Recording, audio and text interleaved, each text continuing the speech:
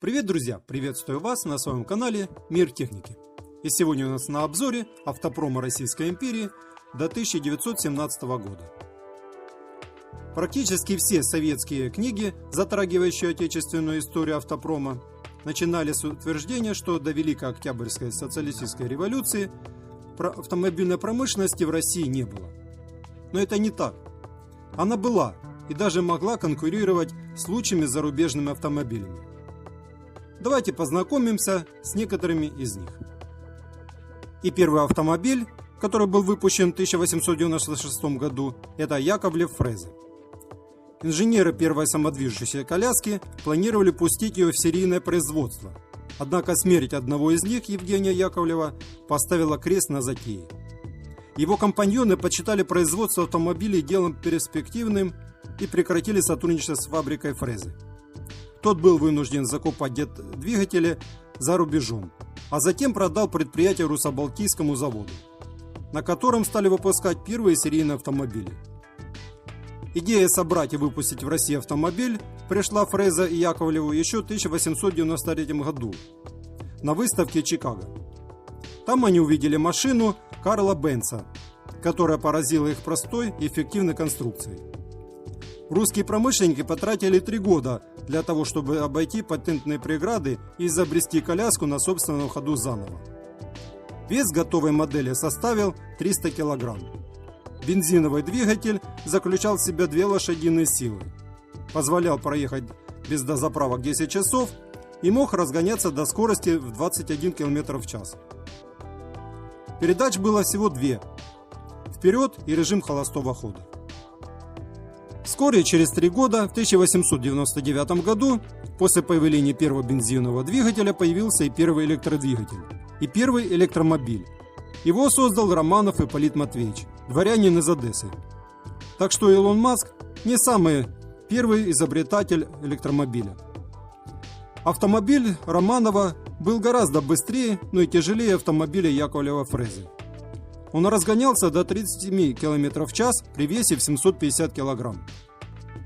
Примечательно, что практически половину массы машины составлял аккумулятор. Был он одноразовым, подзарядке не подлежал и работал всего 65 км. В среднем его хватало на 2-3 часа езды. Кроме легковых автомобилей, энтузиаст Романов разрабатывал модель амнибуса, рассчитанного на 17 человек, который мог разгоняться до 19 км в час.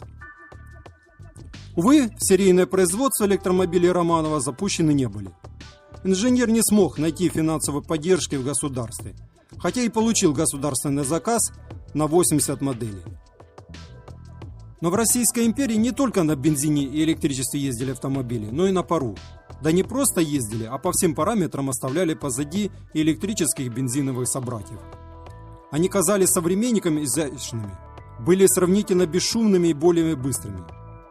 Первый паромобиль, или как его еще называли, локомобиль, был собран от предприятия Дукс в 1902 году.